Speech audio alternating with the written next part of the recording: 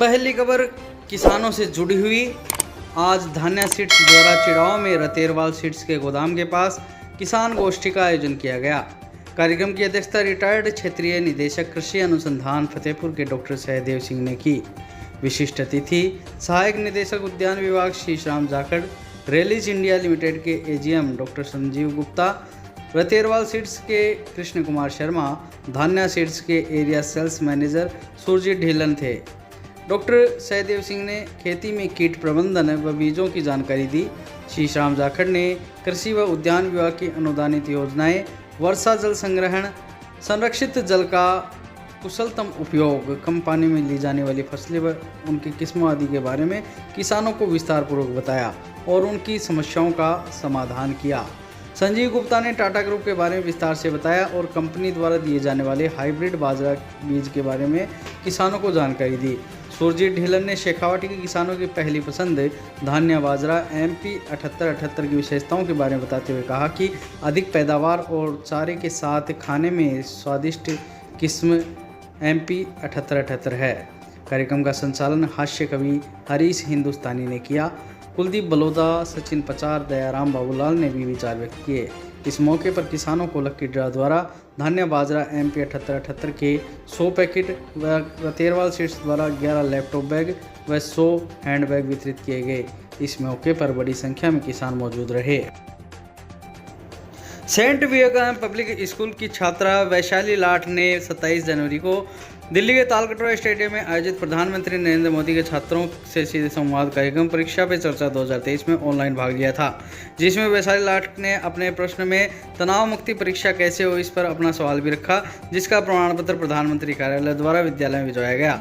आज प्रार्थना सभा में विद्यालय निदेशक अनिल गुप्ता, प्रधानाचार्य लता गुप्ता, प्रणय गुप्ता, स्वाति गुप्ता, शालिनी गुप्ता व स्टाफ सदस्यों ने छात्रा का अभिनंदन किया और प्रधानमंत्री कार्यालय से आए प्रमाण पत्र को भेंट कर छात्रा का उत्साहवर्धन किया। छात्र छात्राओं को इस प्रकार की गतिविधियों में भाग लेने के लिए प्रोत्साहित भी किया गया। मैं Vaishali Lath saint Vivekanand public secondary school Chirawa से हूँ।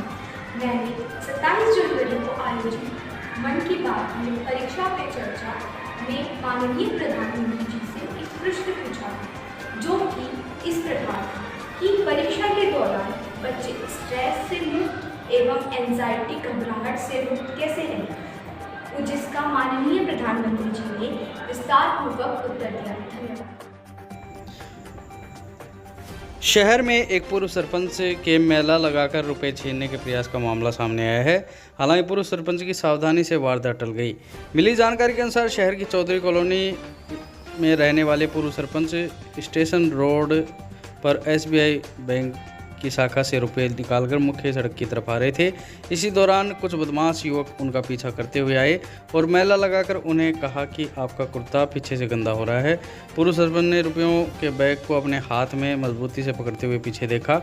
इस दौरान युवक पूर्व सरपंच से रुपयों के भरे हुए बैग को छीनने में कामयाब नहीं हुए तो वे मौके से भाग खड़े हुए। पीड़ित धर्मपाल पायल गिडानिया ग्राम पंचायत के सरपंच रह चुके हैं। घटनाक्रम से पूर्व सरपंच भी हतप्रद हैं। उन्होंने हो हल्ला करते हुए युवक का पीछा भी किया, मगर युवक गली से होकर पैदल ही भाग गया। सूचना पर नया बस स्टैंड चौकी प्रभारी बलबीर चावला मौके पर पहुंचे और जांच की, लेकिन अभी तक युवक को पूर्व सरपंच हूँ, गिडानिया पंचायत का धर्मपाल नाम है मेरा, धर्मपाल सिंह पायल। मैं चौधरी कॉलोनी में रहता हूँ 30 साल से। मैं बैंक में आया था, बैंक से मैंने 2.5 लाख रुपये निकाले और निकाल कर जब मैं चला तो वालोटिया फाइनेंसिंग का ऑफिस है, उसके पास में किसी लड़के ने मेरे पीछे से और कुछ लगाया। मेरे को महसूस हुआ तो मैंने पीछे मुड़ के देखा तो वो लड़के को बोला पकड़ो पकड़ो पकड़ो। मैंने बहुत आवाज़ करी और उसके पीछे भी भगा, लेकिन किसी का था नहीं, वो भाग गया। फिर उसके बाद में मैं बैंक में गया दोबारा। बैंक वालों ने कहा चौकी में जाओ, चौकी वालों को सूचना करी तो चौकी वालों ने उसके वो फुटेज लिए हैं और वो जगह जगह पर भेजे हैं। ऐसे लोगों से भाई लोगों सतर्क रहना। ये बैंक के आसपास ऐसे लोग चोर गिरे रहता है। मैं तो पैसे से तो बच गया, लेकिन उन्होंने मेरे कमीज के पीछे मेला लगा रखा है, वो भी आप देखा था।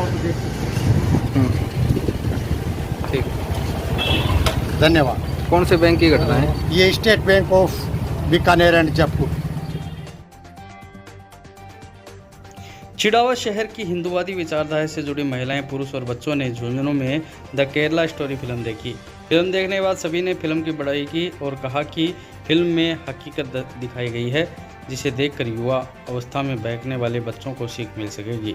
सुनिए क्या कुछ कहा। हमारी बहनों को दिखाने गए, सभी को बहुत अच्छा लगा। हमारे धर्म के प्रति जो अपन जिस किस हिसाब से उनका बहकला फुसला के और मतलब उनको ले जाया जाता है, तो ये चीज़ अगर मातृशक्ति जागृत रहे और उनको पता रहे, अपना धर्म के प्रति उनको समझाते रहे, तो ऐसी घटना नहीं हो। मेरा ये बात है। और आज प्रोत्साहित भी बहुत हुई है बहनें, बेटियां हैं, उनको दिखाना ज़्यादा मोटिवेशन था इनका। मेरा यही कहना है कि सब अपने बच्चों को धर्म के बारे में अपनी जानकारी उनको शेयर करते रहें। और बच्चों से, लड़कियों से भी ये होता है कि बच्चे भी अपनी जो भी गतिविधि है वो अपने पेरेंट्स से शेयर करें। गलतियाँ हो भी जाती हैं तो गलतियाँ हो भी जाती तो पेरेंट्स क्या है उनको बताएंगे तो सही दिशा में लेके जाएंगे। तो बच्चों को कुछ छुपाना नहीं चाहिए, क्योंकि पेरेंट्स होता है वो सबसे बड़ा गुरु होता है उनका, है ना। और तो कोई भी गलती होगी तो उनको माफ़ भी करेंगे, उनको सही दिशा में दिखाएंगे। में मुख्य बात यह है कि जो अन्य धर्म वाले हैं, इस्लाम और ईसाईयत है, वो हिंदू बच्चों को और ब्रेन वॉश कैसे करते हैं वो, और उनको पूरे ब्रेन वॉश के बाद में उनके मिशन में जो स्लीपर सेल हैं वो कहाँ रहते हैं, मतलब हर तरह से उनको मदद मिलती है, आर्थिक भी मिलती है, प्रशासनिक भी मिलती है। तो आज की जो पिक्चर है उसमें ये था कि एक ब्रेन वॉश करके और कैसे इराक, ईरान, अफ़गानिस्तान और सीरिया तक और बच्चियों को और सप्लाई करते हैं और उनको ब्रेन वॉश करके ऐसे दलदल में धकेल देते हैं कि वो न घर की रहती है न घाट की रहती है। या तो वो अपना जीवन है वो अपनी जीवन लीला समाप्त करें या फिर वो उस मिशन में लग जाएं। उसके अलावा उसके पास में और घर वापस लौटने का कोई चारा नहीं रहता है। इसलिए हम सभी को अपनी जो बच्चियां हैं, टीनेजर बच्चियां हैं, उनको और इस बारे में ज़रूर बताना चाहिए और ये फिल्म है ये ज़रूर दिखाना चाहिए। स्टोरी फिल्म देखी, परिवार सहित देखी और परिवार सहित देखने का एक मकसद भी था कि परिवार में जो पत्नी है, जो बच्ची है, जो अपने बच्चे हैं, उनको आज जो धर्मांतरण हो रहा है और जो बच्चों का ये एक जो टाइम होता है जिसमें उनके कई सारे हार्मोन्स के परिवर्तन होते हैं, उनकी जो नई सोसाइटी, नई फ्रेंडशिप, नया सर्किल उनका जो बनता है, उन पे वो बिल्कुल विश्वास कर लेते हैं। अपने माता पिता, अपने दादा दादी, अपने पेरेंट्स को वो थोड़े इग्नोर कर देते हैं। वो ये समझते हैं कि हम समझदार हो गए हैं और वो अनजान व्यक्ति पर इतना विश्वास कर लेते हैं और फिर उनके साथ किस प्रकार के दुष्कर्म या दुष्चक्र उनके साथ चलाए जाते हैं, तो जिनसे उनको कई बार मौत को भी गले लगाना पड़ता है या फिर ज़िंदगी भर उनको उस चीज़ के लिए पछताना पड़ता है। तो ये फिल्म जो है ये एक समाज को, विशेषकर अपने हिंदू समाज को बहुत अच्छा मैसेज देती है, ताकि जो अपने परिवार की जो बच्चियां हैं, जो अपनी माताएं बहनें हैं, वो किसी भी गलत संगत में नहीं फंसें और अपने धर्म के बारे में जानें और अपने धर्म पर ही ज़्यादा विश्वास रखें। धर्म कोई भी बुरा नहीं है, लेकिन हमें दूसरे धर्म के ऊपर तभी विश्वास नहीं करके अपने धर्म को ही सशक्त करना चाहिए।